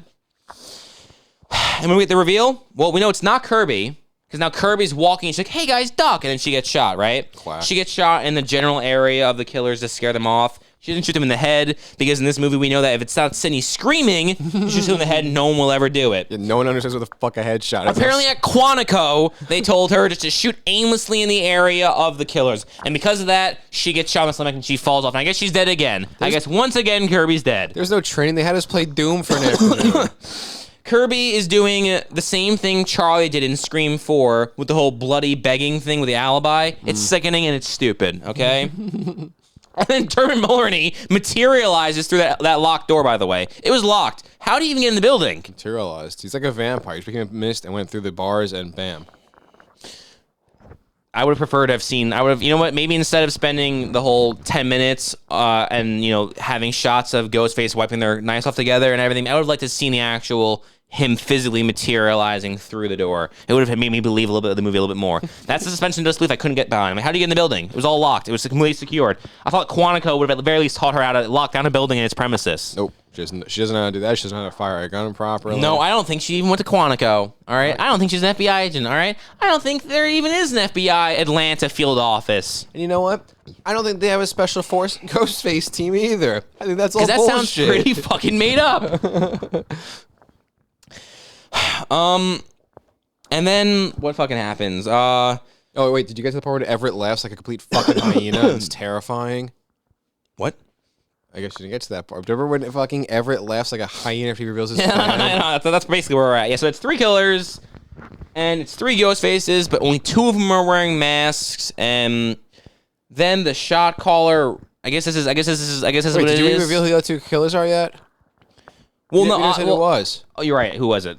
First, not the first. I think I'm not sure if this is the order, but the order I remember it in is that first we find out that it's turns out not Evan Peters. I guess he actually wasn't at a seminar. No one ever actually fact checked. They just took him at face word and they believed him. He was at a seminar. I guess when he said I had 100, I guess when he said to Chad, I have like 100 people can like vouch for me. He was like, I don't want to ask 100 people that. That's a lot of. That's a lot of people. You said that's a lot of questions to ask. A lot of I's to dot and T's to cross. So I'm just gonna believe you, buddy. He did the Paris Geller approach. He went to the beginning of the seminar, took a picture of it in case the seminar was good, and he took a picture in case the seminar was bad, then he left and went into killing. That's two poses and everything. That's genius. Thanks. That's another time where the deleted scene would have really helped us understand this movie. Yeah, if there's a lot of deleted scenes, that probably would have helped piece Which is crazy because the movie is never ending. I know, it's crazy. It's a fucking 4.5 hour movie. Yeah, and there's still 10 hours left on the cutting room floor for it to have made sense. Cut, yeah. It's like fucking Che Part 1 and Part 2 originally. It's the only way it's actually, is digestible. So then, not Evan Peters was the killer, and he faked taking care of Mindy after she got stabbed in the subway for audience's sake. Yeah, if you notice. Because you know what's crazy too? He could just let her die. Well, these killers in these newer Scream movies just tend to do a lot of things for us. Audience sake. The movie goes so far out of its way. Instead of it coming up with like clever ways to make us think who's the killer and this whodunit, they're like, what if Ghostface stabs Mindy on the subway, and then the other Ghostface who's pretending not to be Ghostface, what if he goes over there and saves her life? So she trusts him. It's like, or you let her die. Yeah, it's kind of like your job. You think that would have? You think he would have been like? You think maybe he got confused too? He was so lost in the lie. He's like, oh fuck, shit! I forgot I'm supposed to be the killer. I was so invested in him not being the killer. I forgot I was the killer. But I guess that's the movie. It's a meditation of how Evan Peters got to say that. I guess it was all because Evan Peters got to then give us the line of how Chad was oozing with toxic masculinity, and then he got to make fun of him for being named Chad. Because that's not too on the nose for this movie. Yeah. I was going to make a joke about that, but I figured that would be too on the nose to make one of those jokes. So I just never I didn't know. They made it. Oh, they did? They said it. I don't remember. Must have been that piece of shit, Evan Peters lookalike, says, oh my God, and the toxic masculinity, his name is Chad, for fuck's sake. Oh, yeah. And it was like, great, guys. Also, how about this? How about actually make Chad was the nicest guy. Yeah. He was super nice to Evan Peters. He was honestly kind of a little bitch, okay? Yeah, he wasn't at all oozing toxic masculinity. He was oozing pussyality, okay? That's about it. Yeah, he's a complete loser. Who's the third killer, Alex? Well, this is when I pause. I'm like, all right, hold on a second. So it can't be Mindy, not if it's Evan Peters, because why would she have gotten stabbed and then why would he have helped her? It doesn't make any sense. True. Who would that have been for? Us. So I'm like, all right, well, I'm like, I don't know. I guess, I don't know. I guess it's got to be some new character we haven't met before because everyone else is dead. So who could it be? Who could it possibly be? I think it's going to be a returning character from one of the original There movies. it is. Hey, roomies. Oh, is that Oh, my character? God. She's back. Turns out his daughter never actually died. That body that got thrown, that lifeless corpse that got thrown in the opening scene was her being a really good actress. No, he gives some dumb line where he's like... Yes, he gives a line saying he replaced the bodies. Prior to replacing the bodies, we saw her lifeless corpse get thrown across the living room, slam into a wall, and break through a fucking table without a peep. She's a great actress, dude. All right, he must have fucking slipped something into her drink, and that she was just my ninja heart rate, It's insanity what this movie operates at. Oh, yeah, I just switched the body with another one. You had a body lying around? It's easier said than done. No, it's not. Did he go to fucking Danny DeVito? How do you get a body on such short notice to switch with this one? Well, he is a crooked cop. And this movie really has some set of fucking balls. They've gone so far off the deep end that this movie's no longer a whodunit. Now we're supposed to assume that everyone who dies is secretly alive and nothing is real. That's the realm we've now entered. Hey guys, you can guess who the killer was? You dumb fucking sluts. Obviously you should have guessed that the person we showed died never actually died. Yeah, those characters you had no time to get to know? It was those characters. How does one solve this? By just guessing random things? Is that the solution here? You have to, you can't let anyone know it's the butler. You got to have different clues to subvert the expectation. Yeah, I'm thinking that was the plan. Everyone was like, all right, here's what we're going to do. We're going to make the movie make no sense so we can trick everyone into watching it numerous times and then be like, I guess I'm just not figuring it out. The screenwriter was just the They guy thought who wrote people this was would, way too smart. they thought people would be so invested in how confusing it is that they'd be forced to buy numerous tickets to falsely inflate their ticket sales. It worked. It did not work. We waited until the movie was already out on DVD before we saw it. And they were everyone's like, the guys that wrote this must be really smart. 'Cause I don't fucking get it, but hey. And then as the Dermot Mulroney, Dylan, fucking Evan fucking Peters and Sally, as they're talking, they get to say they're still not getting it. Which, by the way, I swear to God, man, if these guys are all they're miraculously Richie's siblings, if it's all of them, if they're all, this is all one big happy family, there's just no possible way, right? Also, I think that it's not his kids because he doesn't have any red hair. And all three of these kids have red hair. Do any of them have red hair? Sex positive Sally most definitely has red hair. Evan Peters has red hair. And Richie kind of has like Richie definitely has more blonde hair. I don't think Evan Peters, the real Evan Peters, has red hair. I don't think the kid in the movie had red hair at all. I think he had brown hair. Then I'm imagining it that way. Fine, forget it. That's me going off the rails again. Piece of shit Evan Peters gets to say, it's not enough to kill someone nowadays. You have to assassinate their character first. He fucking sucks, okay? Yeah, that guy's the worst actor of all time. All right? I thought that I thought sex positive chick sucked, and she does, okay? But oh my God, is her brother worse. And you know what's even worse than him, though? The real shocking part? Dermot Mulroney, the seasoned actor. The guy who's been acting for 40 fucking years, okay? He also fucking sucks. Yeah, they really got the whole three killers giving the speech in the rehearsed order, like they've planned this with a fucking stopwatch and all. That also fucking sucks. But guys, you're not speaking enough words per minute. All right, we don't have enough time. All right, I need to be a lot faster. The second I say Brad, you gotta jump in with Pitt. Okay, nothing in between. Just immediately gotta be that fast. All right, constant association. Sorry, Dad. We'll get it better next time. I need your best. All right. I don't want you to be sorry. Just do it right. That sounds like something he would say, honestly. And then then they yell at her, "You're a killer!" And then Sam's like, "No, I'm not!" Which is when we get the final reveal. Yes, you are! You killed our brother! And honestly... Jesus Christ, what a fucking family picture, isn't it?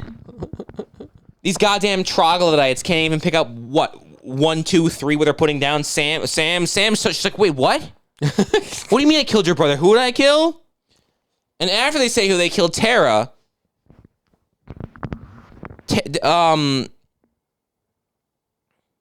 What? Oh, I'm sorry. No, that's what I trying to even remember it, I just spaced out. They say, you killed our brother, and Tara says, the guy in the car? What? Exactly. Really? Yeah. She thinks earlier when they stole that car, but you mean that guy in that car crash? She can't even wrap right around. She's like, wait, that random asshole? You're mad about that? Which when they have to say, no! Last year in Woodsboro! Remember Richie? He died in Woodsboro last year. 45 more seconds pass. Sam looks around and she's like, wait, what? She looks at Dermot Mulroney. She's like, wait, I mean, and she's not sure, too. She's raising her inflection. She's like, wait, you're Richie's family? You? I didn't know he had a family. Finally puts it together. She finally puts it together. I can't imagine the weight lifted off of their chest that she can not have to explain it any further how traumatizing it must have been that they've had to say 10 times, like, keep giving these clues. It's gotta be fucking piss me off, too. Imagine, like, you spend all this time playing and she doesn't even know I don't even fucking think about you at all. It's one of those. That's heartbreaking. It's just goofy that he has it's goofy. It's goofy he's got 3 kids, that he's created an entire family of murderers. It's stupid. It's really stupid. And him having all those kids and no wife, it's dumb. And I swear to God, if Scream 7 is about Richie's mom getting revenge, or if it's Richie's mom and Richie's aunt, it's just Sabrina the Teenage Witch, just fucking stupid-ass aunts getting revenge, I'm gonna lose my fucking mind. Well, actually, Cotton slept with their mother as well. And really, of course. Also, fucking, by the way, how dumb is it the killer of the last movie's fucking parent came back in the sequel, like in the second movie? Well, that's why it's so cool. We didn't even know he had a parent that needed to come back in the first place. What kind of bullshit is that? Same in Scream 2. We didn't know Billy's mom was in the movie. Dumb. These things only work if the killer has any sort of semblance of a relationship to the person they're killing. No, it's way more fun this way. It's not fun this way. It's no, just really dude, it's bad way more way. fun this way. And thank God that Dermot Mulroney explains that they had to kill the 2 wannabe film students who were inspired by Richie and all that, all that charisma, because I was really still not giving a shit about them. And I actually totally forgot that even happened. So I'm really glad he cleared it up in the last act. So he'd be like, we had to kill them because they were infringing on our murder plot. All right, let them keep killing so they can get caught, you fucking idiot. That would have helped. Maybe we could be your scapegoats. Lure them into your fucking dumb cults. All 5 suits can be used at the same time, and then just blame the 2 of them. That probably would have made more sense. And then if you like in the first place, why the fuck did Samara Weaving have to get killed in the beginning of the movie? Because that begs the question as to because then we can You're have a that cool cop, scene. dude. Save her. That's true. You see how hot she is, for fuck's sake? Jesus Christ. She's wearing that yellow dress like it's her fucking job. Like her life depended on it, and by that logic alone, she should have been impervious to getting stabbed. It should have showed him like, what the fuck? Yeah. And the knife just bends around the dress like a cartoon. Yes, absolutely. This movie's. But no, the actual killers are supposed to, I guess, follow. You're not ready to stay root for, but the ones we're supposed to follow, they're just very territorial, so they kill the other killers. How cool! That's awesome. And then, I guess Mindy's only in the hospital because your daughter didn't kill her, and your idiot son brought her to the hospital. Then, yeah, did he forget the fucking plan? So then they show up, which then also it's like. Everyone in the train was to blame. She would have died. Why'd he save her? He's like, I need help. Yeah. Let her die. Because the audience might have guessed him as the killer. Otherwise, we needed to have that. And also, it means that the killer who was running around causing all this havoc. I can't even. I need to go to the Zach Cherry video. I can't understand who any killer was at any point. Who was doing all this shit? So it was either Evan Peters, that little girl's sister, or an old man. Yeah. Those were our vivacious killers running around and causing a muck. Yeah. That's insanity, man. Thank God, in between thinking that Kirby was the killer and finding out that she wasn't after she got shot during all of this, she was able to then, work in the code the code word limp dick for her to know to pop back up and shoot right then and there. It was really cool how her and Sam developed that connection when Sam just thought she was the killer. How she still knew, oh man, remember back in social studies class where we said we remember a situation where I need you to shoot someone, I'll say limp dick. You did remember that? It was really. Thank God she did. That means so much. You remember that after all these years. Well, because they were really good friends, which is why when Sam saw her, she immediately scoffed at her and said, "Leave me alone, bitch," and walked away. True. And I'm just getting all tired of the whole, they're really doing the whole Mrs. Loomis thing again. They get some insults again now. Now Dermot Mulroney's getting all pissed off, like, "Don't insult my son." Mm-hmm. It's the same exact thing from the last one. And then what does he say? He says, fucking Dermot Mulroney goes on some rant where he's like, and then her granddaughter killed. That's the story. We're going to say that her granddaughter is a murderer too. I'm like, whose granddaughter? I started talking about Mrs. Loomis from the last movie. He started referring to Sam as Mrs. Loomis' granddaughter. Dude, I've been going on about that. I hate that this. I literally said that they repeated that. So he literally says, forgot that's supposed to be this her grandma. mask was your grandma's. And I was so confused. Like, what are you talking about? Her grandma? Who's her grandma? Dumb. Oh, Billy's mom. Fucking... It's disgusting. This entire movie is fucking disgusting. And then Sam calls she calls Richie a pussy, and they have the audacity for Dermot Mulroney to be like, my son was a strong virile man. No, your son was a pussy. What a weird thing to say about your dead son. He had a high sex drive? That's what you're saying right now? His sperm count was off the charts. It was through the roof, okay? My son fucked like a goddamn animal. What are you talking about? And then thankfully, when he says that, Sam likes to say, yeah, your son was a limp dick loser, so then Kirby would know to shoot, like I said. It's really cool how that happened to work out, where she knew to egg him on and say, your son was a pussy, because then he would say, my son's a strong 5-year-old man! Look at me when you talk to me! It's beautiful. It's a great, great ending to the movie. And then the sex-positive bitch charges forward in an absolute fit of rage, and she just gets bricked because of it. Probably should be dead, probably isn't. Then Kirby gets stabbed in the stomach by not Evan Peters. Probably should be dead. Probably isn't. Same spot too, but she'll be fine though. And as you remember, she only died for 4 minutes in Scream 4. She made it very clear. She's like, I was actually dead for 4 minutes when I got stabbed. So I forgot about that. She can survive. Because again, they thought that's how much. It's literally the Boner Jams 03 from the. That's what thought went into it. Boner Jams 03. The trick is 03. How many minutes should she be dead for? Well, it was Scream 4, so probably 4 minutes. That makes sense. And then Sam bricks fucking not Evan Peters, probably dead. Probably isn't. Probably should be. Probably isn't. And then what happens? Our center of the universe decides to yank the knife out of Kirby, who responds, "Get him," or something of that trivial sort, instead of, "What the fuck? Put it back in." Isn't that it should bleed out twice as fast now. Since when is that common courtesy? Like, oh, let me take this knife and use it. I need this. Actually, I need this knife. No, they used to think keeping it in would stop the put. Now they know you gotta pull it out. Exactly. I don't know. Considering how lethal Sam was with that brick, maybe we should hold on to the brick, let that girl not bleed out, just take that brick and bash their heads in. Yeah. And then she stabs him 15 times, leaves Kirby to die, but we'll get help, I guess, because we all know Kirby can die for up to 4 minutes. But then again, now this is Scream 6. Maybe she can die for 6 whole minutes before she's actually dead. Maybe there's something wrong with me, but I think Sam looks phenomenal when she's stabbing people. I do. I agree with that. It certainly makes me much more interested. She's a psycho yeah, character. I agree. It's a good look on her. They should make her the killer in the next one because it's a really good look, actually. Well, no, they can't because it obviously has to be about Richie's mother getting revenge. Yeah. It's the most logical story. And then also, at this point, isn't Jenna Ortega been stabbed? With all the dialogue and all the back and forth, wasn't Jenna Ortega killed like 4 hours? Wasn't she stabbed in the back, 4 hours ago making out with Chad? Mm-hmm. But she's still just walking around climbing ladders and shit? Flesh wound, she's good.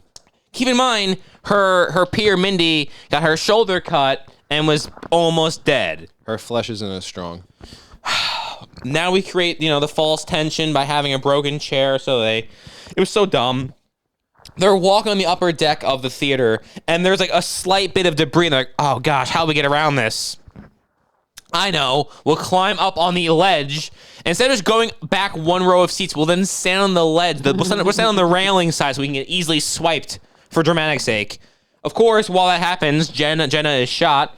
And not only does Evan Peters survive the brick, he somehow survived those knife stabs too. He got stabbed 15 times 5 seconds ago. He was trained for this moment. The fucking adrenaline in this family is insane. Honestly, now I'm starting to believe Dermot Mulroney, maybe Richie was a strong, sexy, virile man. It runs in the family. He's like, dude, I'm 50 years old, my dick's hard as fuck, all right? My son did not have a limp dick. If there's one thing the Mulroneys do not have, it's limp cocks. That's true. Actually, dude, Richie said she was his boner pills. He doesn't need anything. Oh my God. What the fuck is wrong with James Vanderbilt talking about how hard dicks are all the time in these movies? He's just a really good writer. My son was a strong, virile man. He's always going back. Dude, Dermot Mulroney should be getting some sort of insurance because that might ruin his entire career. No one's ever going to cast that guy again for saying that on the camera.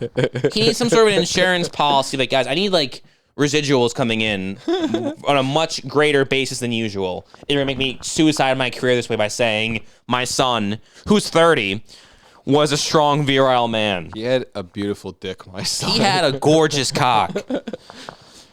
And then he's jumping up and down, and he's like, I want to stick something inside you, Tara, which is disgusting. That's not a good line. That's what we call a bad line, by the way, all right? James, Mr. Boner Pills, fucking amazing Spider-Man ass. Oh, that's the same guy. That's hilarious. And speaking of bad, the limp dick loser, he was okay at playing the innocent guy. Big bad killer, not so okay.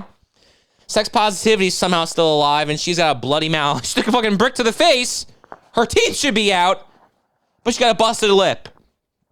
And once again, I thought this was the sequel with the more visceral killers, but the shit's softer than Charmin. Let me go, Sam. Let me go. First, let me hand you this knife after a long stare while that ankle biter yells beneath you. And then your crazy whore roommate approaches me with a knife. And then the man with a gun who is clearly very willing to shoot me just watches as all this happens. It makes perfect sense. So then she proceeds. Sam drops the knife. Sam happens to catch it in this exchange. And she manages to get in her hand and then fall down and stop, and she stabs him. Now she falls. She stabs the goddamn idiot. And the dumb moron doesn't. He's like, fuck. And that's the big moment. It's a pretty big moment. It was sick. She took the knife. She puts it in his mouth through the back of his head. Now, I don't know. Listen, he survived all the other stuff. But surely this time he's finally dead. The franchise has left me confused on what death means, but I'm pretty positive that at this very moment in time, getting your brain stem severed should count as death. Now, are the other two killers alive, or is he the last one? No, they're still alive. Okay. I was gonna say. Because then, of course, why doesn't Sam just shoot? Why do her and sex positivity just watch and look at the horror? I don't know. Why doesn't Dermot Mulroney shoot Tara again for killing his other son since he's now down 2 boys? 2 strong, virile men with beautiful, hard cocks, dude. His fucking bloodline it's dangling by a thread. We saw he was willing to shoot Tara 5 seconds ago when she was walking. Now she's stabbed and mercilessly killed his son. He's like, I'll let her think about what she's done. I guess she was right though. Oh shit, he actually did die a virgin. I guess that's kind of cool. Even though, I kind of assumed, considering he was lying about the whole innocent guy act, he's actually a murderer. He probably was lying about the whole virgin thing, too. Yeah, but I guess it was a cool one-liner. And also, you know what? Yeah, that is a dumb line. I want to say right on a fact here. Fucking knockoff Evan Peters did not die a virgin, considering how offended fucking Dermot Mulroney was to suggest his son didn't get laid. I'm assuming he's some creepy cult leader who fucked his kids in his basement. Absolutely. So I'm thinking Evan Peters is like, oh, I'm not a virgin. I fucked my dad all the time. Wait, you don't fuck your dad, Tara? You're so weird. Fucking creepy little Richie family, man.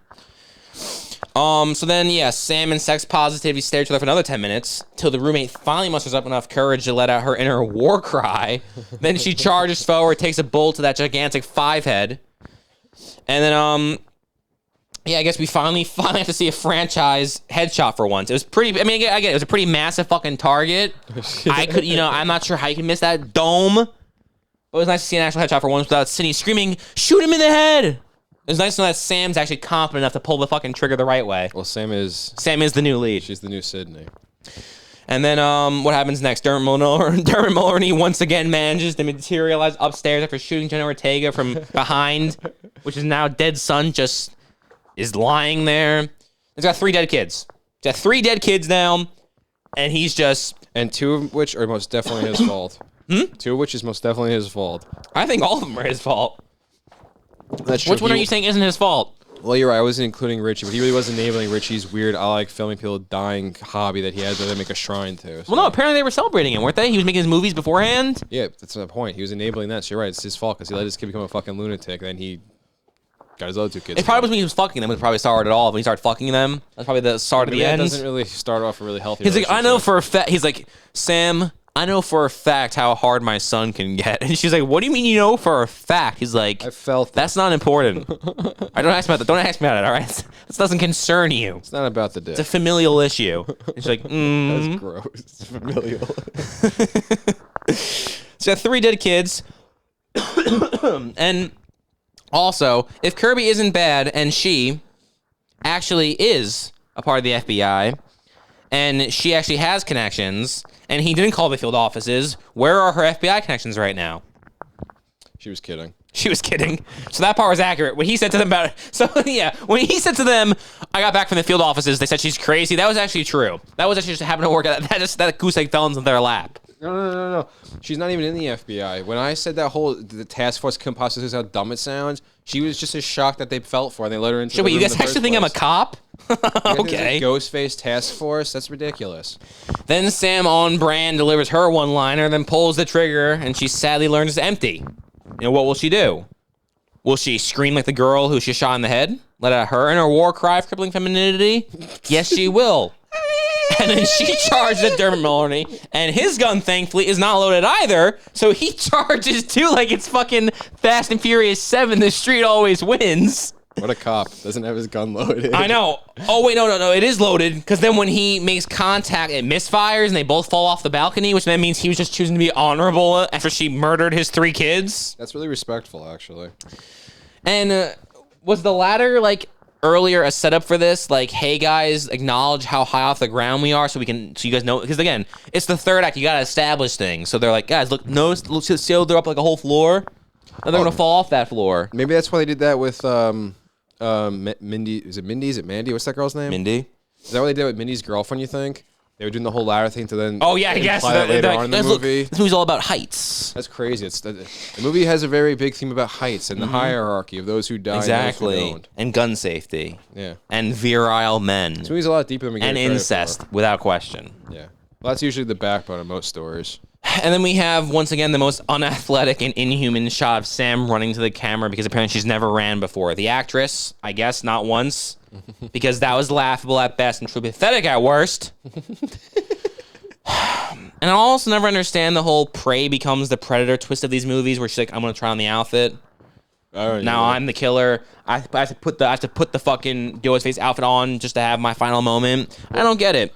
I don't get why these girls, instead of killing him while he was knocked out, they decided to scurry away, find a voice changer, and call him to toy with him like he's fresh meat. I don't get it. I think they're a little deranged themselves. And then Dermot Mulroney, truly the world's worst actor, he throws his phone down, turns around slowly, holds his gun up, and gets stabbed. What is this piece of shit? You had him do like, I'm done with your games, and then die. Just having it stabbed while he's holding the phone. What's the point of having him not get the jump on him? He said, like, all right, I'm ready for this. I think it's killed immediately. It really kind of blows my mind that he's the villain of this stupid movie. Like, he has no business being in this movie in any regard. But then he tries to play it off like he's. I don't. Dude, is he playing it seriously? Is he playing like a joke? I can't tell. I can't tell. He's terrible. And then he gets stabbed way too many times. Like 47 stabs, because this movie just thinks the more stabs, the cooler.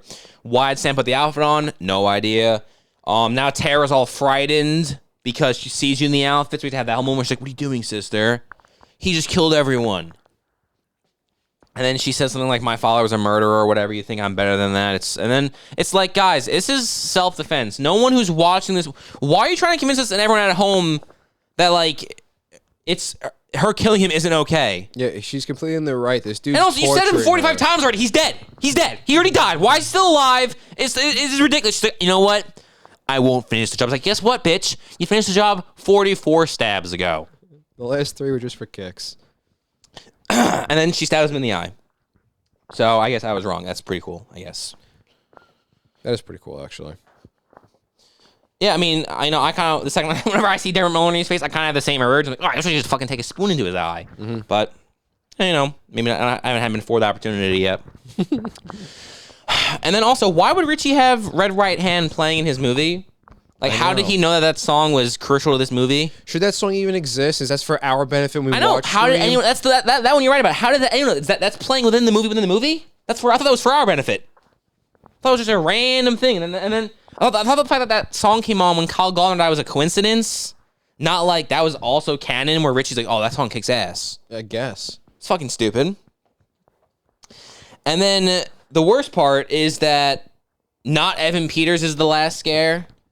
I think he's the one who definitively died the most. And also, I know fucking sex positivity got shot in the fucking head and that Dermot Mulroney got stabbed 47 times, but for some reason, watching the knife go up in his fucking neck and his... Most likely his jugular. I think he died, but somehow he's still alive. He charges at them, and then I guess the knife through the brain stem is somehow just not instant death. He's literally the last person. My point is, of all the 3 killers that come back for one last scare, his makes the least sense. Yeah, I was gonna say, does he? If all the characters, does he even have any right to be the one that comes back? No, the movie's just fucking dumb. It's so fucking dumb, and it's even dumber because then the broken TV from Stu falls and kills him. Like, what the? That's the straw that broke the camel back, huh? Your brainstem was severed. And then Kirby pushed it, so I guess she's not dead either. I guess again, even though I thought she died 10 times over, she's very much alive still. Once again, proving. Anyone who's a named character, they all live. Kirby doesn't die. Sam doesn't die. Tara doesn't die. Her fucking boyfriend from Sirens doesn't die. Chad doesn't die. Mindy doesn't die. Only Dermot Mulroney and his family die. And I guess Kirby's now part of the Core 4. I guess it's the Core 5? Well, doesn't sound good. I mean, the future is female. At this point, we think that Chad's still dead. True. So I guess they're trying to trick us into thinking that. Maybe. And then she says, legacy characters aren't always a bad thing. No, but talking about them and treating them like this most certainly is a bad thing. And Kirby is not a legacy character. No, you're in one movie, bitch, and you weren't even the main character. What's that line? Wipe that face. What is it? Wipe that face off your head, bitch. That they're going to do that. They're going to say, that's all you got, lady. 2 wrong feet and ugly fucking shoes. I was going to do the Parker Posey one. And then also, why isn't Tara going to the hospital? She walks off. She got stabbed in the back. She's got that inhaler. Yeah, honestly, I'm surprised. You know, probably happens off screen. She probably takes a couple more steps past that scene, and her fucking lung collapses, and she dies. So I think that's how I think Scream 7 opens up. If we're gonna be fucking accurate here medically. And then Mindy, again, for reference, got cut in her arm, not stabbed, cut, and she's on death's door in the apartment scene. Tara just fought off 3 killers, ran around. Fucking thought she was gonna die, got beat up, got shot, fell off a building, fucking got set on fire, and everything else, all while bleeding out. She's perfectly A-okay. Chad must be one hell of a kisser. Honestly, yeah, it's like the fucking scene, it's not even really applicable. I was gonna say it's like the fucking, for some reason, it made me think of Rubber Lips from Batman and Robin. That doesn't even apply here. That would've been a lot cooler if that was like the way they got out of it, Rubber Lips. Maybe Scream 7.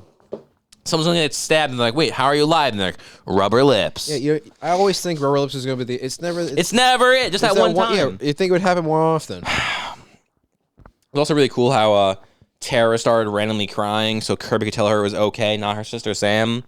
You know how Sam has no emotion, but this random Kirby chick does, and how then Tara says, "I wish Chad survived."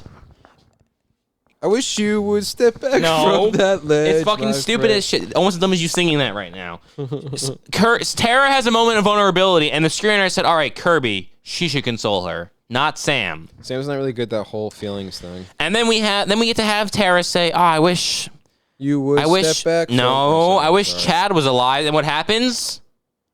Oh my God! Some paramedic off screen just said we got a live one. I wonder who that could be. It's it's Dewey. No, surprise, surprise! It's actually Chad. Oh shit! Didn't that happen in the last fucking movie? No, it was so cool because Tara got all upset and then out of character and she cries and then when she says Chad, a second later we hear there's a live one and then we get to think who's it going to be and it turns out it's Chad. That's insane. Because we, the audience, are too fucking dumb to realize that he's somehow still alive, even when the paramedics say we got a live one here. We needed to have her then say Chad. Well, we couldn't figure out that Richie's siblings and dad were. Sam couldn't. We, the audience, could. Sam could not. I think no one could, because why else could Sam not figure it out? And then Tara asked a very important question: "How are you alive, Chad?" To which he responds, "Core 4." Because that's the answer. That's how dumb this movie is. That there's now, after lying to us and saying any character can die, then they're going to rehome the point saying, "No, they won't. We're the Core 4. We can't die." Yeah, I'm actually okay with that. That's a pretty good reason. I think Chad is 10 times better in this movie, and that Mindy is 10 times worse in this movie. Yeah, I don't get what happened with that. And thank God she got stabbed on that train. We never saw her again. Oh, wait, there she is again! And somehow she runs into the shot. I'm not sure how she got here. I don't know how she got to the hospital. I'm not sure why Ethan saved her. Does she know Ethan? I'm not sure how she knows Ethan's the killer. Because she walks in and she says it. She's like, "Guys, Ethan's the killer." Was there a deleted scene I missed so that you found that information now? Because last time I checked, you got stabbed, he saved your life, and then he somehow got to this event. Did he leave? Say, "By the way, I'm the killer, bitch," and then leave? Bye-bye. Bye-bye. I guess she missed another monologue because it makes no fucking sense. I'm also not sure how she got stabbed in the stomach again. We saw how bad she was at the arm getting sliced. She got fully stabbed in the stomach, and then she manages to walk her way, mosey up to the fucking wherever they happen to be in the city. Well, stab's not as bad as a slice. That's true. They always say I'd rather get stabbed than sliced. Yeah. It's dumb that both movies think that Chad dies in the end just to tell us he's not dead, and how, not Sam, Tara, Mindy, or Chad died. Not even Kirby. No one died. Only Gail, who didn't fucking exist. Actually, Gail didn't die. There's a fucking little throwaway line. Someone says Gail's fine. She's okay. She's at the hospital. That never happened. I swear to God, dude, at the end of the movie, someone fucking says it to Sam. It was all cannon fodder. Yeah, it really was. Especially, the cold open live from New York with all these random characters. That was stupid. Yeah, why wasn't it just an SNL skit? And one of them, Flash Thompson was borderline friends with Tara. That was the cool thing. It's like, "Hey, Tara," and then he died. How come fucking James A. Janice and his hot wife get to be in this fucking movie, but does Zach Cherry, whose entire life is based on this movie, doesn't get to be the YouTuber in this movie? That guy's entire existence. Well, I can't imagine anyone wanted movies. James A. I imagine that kind of falls into this, more often than not, I think they're like, "Hey, we should get that Chelsea Rebecca in on this," and then they're like, "Yeah, we can't get her unless that moron James A. Janice joins her." Yeah, shit. They got married. They're kind of a package deal now. Kind of a package deal now. Fuck. So then he gets in on, and then the movie isn't over because Sam still has the mask of Billy Loomis, and then the music starts blasting, and then, Sweet song, by the way. Sweet song. I disagree. And then Tara's like, "Are you coming?" So then we get that really cool shot of the girls walking away from the night, moving on to bigger and better. And then the whole it's good though too, because the whole 7-inch height difference between the two leads isn't at all goofy. It doesn't. I'm not sure how no one thought, maybe the whole walking off shot doesn't look as cool. It looks like it's a mother and her daughter, opposed to two equals. When Tara is a foot shorter than Sam, it kind of looks dumb when we see an abdomen, shoulders, neck, and head, and then we see a forehead. It doesn't really shape out too well as far as shot composition. You douchebag. It took two geniuses to direct this one. They couldn't figure out that the framing was off for that scene. Honestly, in the director's defense, I imagine he was just like, honest, this, I don't really care. He just saw how amazing Sam's ass looks in the shot. It's out of this fucking world. He's like, you know what? It's fine.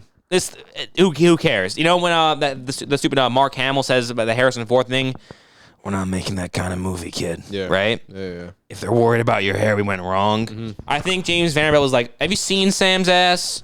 Why am I worrying about writing this? One draft, there's words on a page that's good enough for me, all right? Her ass will carry the franchise." And then after they have the weird framing scene, they kind of, you want to see a cool trick I'm going to do? Watch how they walk. They're going to go in synchronization. Well, you forgot, not only that, though. Not only that, you see, I can understand why Jenna Ortega, also a great ass. I get that. But what you didn't realize is that not only did we see Sam walk away, and, what does it say? I hate when she leaves, but I love to see her walk away or whatever. Yep. I hate to see her go, but I love to see her walk. I love to watch her walk, whatever the fuck it is. All right, that's applicable to both these girls, right? Both Carpenter sisters. Yep. But then, for whatever reason, douchebag from Sirens, who again, I'm not sure I like the guy a lot, the one who plays her boyfriend, he walks next to her as if he's also part of the group. Get out of here. He gets a part of that. He gets to do the whole, we're walking out of here, off to bigger and better of Scream 7.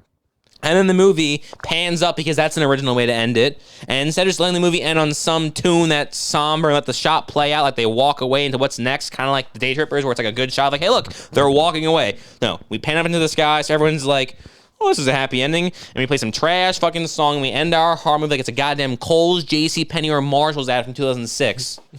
It's great. It's the best way to end the franchise, except for there's another one coming out. This is my favorite one so far. Yeah, I know. I fucking hated this movie. I thought 5 was bad, but it felt like a Scream movie, and 3 sucked, but it's almost charmingly bad. This was just a complete piece of shit. Yeah, this is my favorite one, though. I mean, Sam looks the best in this one. Yeah, she brought her A game. Yeah. Oh, yeah. She did. For me, it's 1, 4, 2. You've already messed up because you didn't say 6 first. I'm sorry. So, good one. I'm sorry. It's 6, 5, 1. No, it's 6. Everyone knows it's 6, 5, 3, 2, 4, 1. 1's the worst. 4's the second worst. Yeah. 2's the third worst. And then the only 3 good ones are 6, 5, and 3 in that order. You know, now in 10 years, they're going to make a Scream 5, and it's going to act as if Scream 5, 6, and 7 never came out. It's going to be all about Jill. And they're going to just do the whole... Dan McBride's probably going to direct it or something. Who's Jill? Oh, fucking Emma Roberts? Yeah, and it's going to be called Scream 5. It will be Dan McBride for sure. Yeah, it's going to be... Yeah. You're right, it'll be called Scream 2, and it's going to ignore all of the events from all the other Scream movies. So wait, Scream 4, Scream 2? What's going on here? It's awesome, dude. I can't wait for it to happen in 2027. It's going to be such a cool, hard reboot of the franchise. It's going to be sick. But really, though, why does he save Mindy? Did she even, text and say, hey, guys, Ethan's cool, he's fine, he saved me? And if that did happen, he never... I don't understand. He never came back into the group. He just showed up as the killer. What was the point of having him save her? Just have him just be... What? I don't get it! It was just... Honestly, yeah, because that character was... I forgot that guy existed when he had to pop back up. You could just have him come up at the end. Exactly. That would have been fine, but you show us him doing something that the killer would never done. I can't get over that moment. That's what to me. That was the worst part of the whole entire movie, was him helping her to then leave. This is a weird frame. What his big brother did? His big brother's just watching a stab-a-thon on YouTube. That's true. Again, I guess he's committed to their craft, honestly. They're really big into that. You know, the problem is, Dermot Mulroney's sons are such strong, virile men with so much blood flowing to their cock that they don't have enough blood to their brains, and they can't make competent decisions. Of course. Of course. And another thing, too, not every movie needs a post-credit scene. Yeah, you're right. So why the fuck did you just give us one? You saying that counts, jerk-off. You know, most movies show us the not every movie needs a post-credit scene. Do you know how they do it? By not having a post-credit scene, you little dick limp loser. It's infuriating. This entire fucking movie is infuriating. And one more thing. How is it that they do the exact same shitty thing from Scream 2, changing it from Ma to Pa, getting revenge for their kid, right? Mm-hmm. Which then means, if you're using the... Okay. Why would you actually... If you know... You're using the blueprint from the previous movies, right? Yeah. And everyone says Scream 2 is... I understand ripping off Scream 1. But everyone preferred Scream 1 over Scream 2. Yep. So for your sequel, you're going to rip off the one no one prefers, which means for Scream 7, they're going to rip off Scream 3, which everyone hates. And also, why then, since this is 6, which is basically 3.2, why wasn't it just him being the killer, Roman Reigns style? Roman Reigns? Roman Bridges director I wish Roman Reigns was the killer. Why didn't he just do Roman Bridges director style instead of having to have 2 other stupid fucking kids helping with it? Because Richie's a shitty kid. I guess with these 2 siblings, they fucking Yeah. They're the worst. I think the second this movie became a complete crapshoot was the whole killers in our apartment. They took our knives so we couldn't fight back. It seems a lot less cerebral and more like, oh my god, how the killer sneak in and out. You know, I guess it's a lot easier because earlier they're thinking like, "Wow, how'd the killer get into her apartment?" I was kind of wondering, like, "Damn, how did the killer get into this girl's apartment?" That's kind of scary to think. That's maybe we're getting into this whole new school Scream thing, but no, it turns out no, the girl who died, who lives there, she actually, when you guys weren't home, she hid the knives. So yeah, so she hid the knives, and then was she the killer? So her brother. No, that means her brother and her dad were both there in that scene. That's ridiculous. It's so silly when there's 3 killers. The only way this movie works is if every scene had all 3 killers. I know, there's so many parts that make no fucking sense. The writers of this movie should be sweating like whores in church full of shame, okay? It makes no sense. You turned in a half-baked product, okay? And the real takeaway is that, you know, we're giving too much shellac to the Sam and Tara for the decision, because, you know, it's a very difficult age to be a woman that age. Yeah, what age is that? 12 to 35. Ooh.